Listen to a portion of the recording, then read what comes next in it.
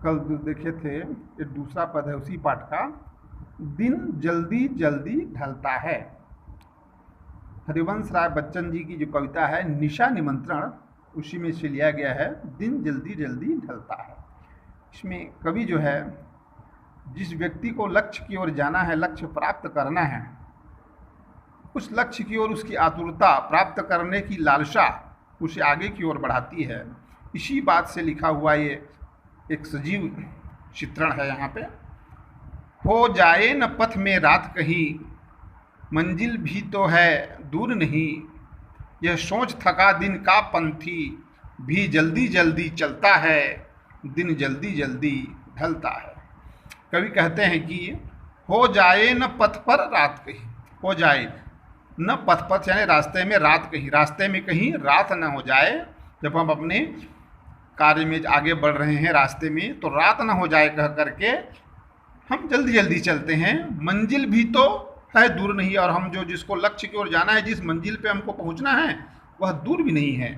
यह सोच थका दिन का पंथी, यह सोच करके दिन का जो थका हुआ पंछी है, चलने वाला राहगीर है, जो पंथी यानी राहगीर भी जल्दी जल्दी चलता है। लक्ष्य ज़्यादा दूर नहीं है और रात होने वाली है, ऐसा सोच करके वह और अपने लक्ष्य को प्राप्त करने के लिए आतुर होता है और तेज गति से और चलना प्रारंभ करता है और गतिशील हो जाता है, क्योंकि दिन जल्दी जल्दी ढलता है। अब संध्या होने वाली है, रात्रि होने वाली है, इसलिए वह दिन ढलने वाला है, इसलिए वह जल्दी जल्दी चलता है। बच्चे प्रत्याशा में होंगे, नींदों में झांक रहे होंगे। यह ध्यान परों में चिड़ियों के भरता कितनी चंचलता है।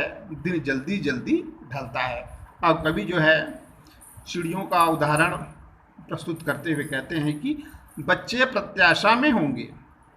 जो चिड़िए के बच्चे हैं घोंसले में, प्रत्याशा यानी आशा में होंगे। क्या आशा में होंगे? कि नींदों से वे झांक रहे होंगे। जो चिड़िया होते हैं सुबह के समय अपने बच्चों को छोड़ करके भोजन की तलाश में जाते हैं, तो घोंसले में जब शाम के समय होता है तो चिड़ियों के जो बच्चे हैं वो चोंच को निकाल करके, अपने सिर को निकाल करके घोंसले से झांकते रहते हैं कि हमारे माता पिता लोग आते होंगे और हमारे लिए भोजन लाते होंगे। इसी आशा में, इसी विश्वास के साथ वे झांकते रहते हैं। इसी को कह रहे हैं यह ध्यान परों में चिड़ियों के, यह जब चिड़ियों के मन में ध्यान आता है कि हमारे बच्चे घरों में हमको झांक रहे होंगे, हमारी राह देख रहे होंगे, तो परों में चिड़ियों के जो पंखे हैं उन पर भरता कितनी चंचलता है। उनके पैर पंखों में उनके चंचलता आ जाती है और तेज गति से वे और उड़ने लग जाते हैं, क्योंकि दिन जल्दी जल्दी ढलता है। वे अपने बच्चों को मिलने के लिए आतुर हो जाते हैं, उनको अपना लक्ष्य दिखाई देता है और वे जल्दी जल्दी तेज गति से उड़ना प्रारंभ करते हैं, क्योंकि दिन जो है ढलने वाली है। फिर आगे कहते हैं मुझसे मिलने को कौन विकल, मैं हूँ किसके हित चंचल। यह प्रश्न शिथिल करता पद को, भरता उर में विहलता है। दिन जल्दी जल्दी ढलता है। अब यहाँ पे कवि जो है अपनी आव बीती, अपनी घटना को बताते हुए इसी कार में कहते हैं मुझसे मिलने को कौन विकल।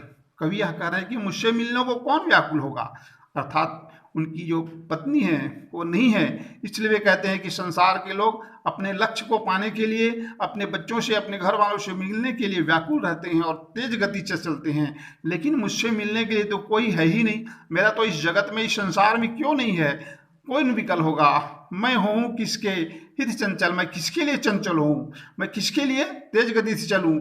मेरा तो कोई लक्ष्य ही नहीं है, मुझे मेरी मंजिल ही नहीं है, तो मैं किस मंजिल को, किस लक्ष्य को पाने के लिए तेज गति से चलूं।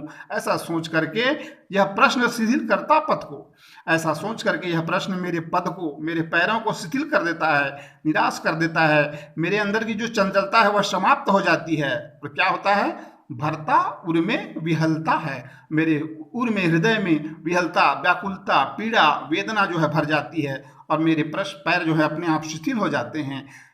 दिन जल्दी जल्दी ढलता है। इस तरह से दिन जो है जल्दी जल्दी से ढल रहा है। तो यहाँ कवि कहने चाहते हैं कि जिसके जीवन में आगे बढ़ने की आशा हो, जिसके पास लक्ष्य हो, जिसके रहने वाले हों, जिसको प्रगति की ओर करना है, उस देश को लेकर के वह जल्दी जल्दी चलता है। और जिस व्यक्ति का लक्ष्य नहीं होता, जिस व्यक्ति के पीछे कोई नहीं होता, वह व्यक्ति अपने आप ही शिथिल हो जाता है और वह अपने धीरे धीरे शिथिलता की ओर बढ़ता ही जाता है। इस तरह से यह इसका अर्थ भाव हो गया।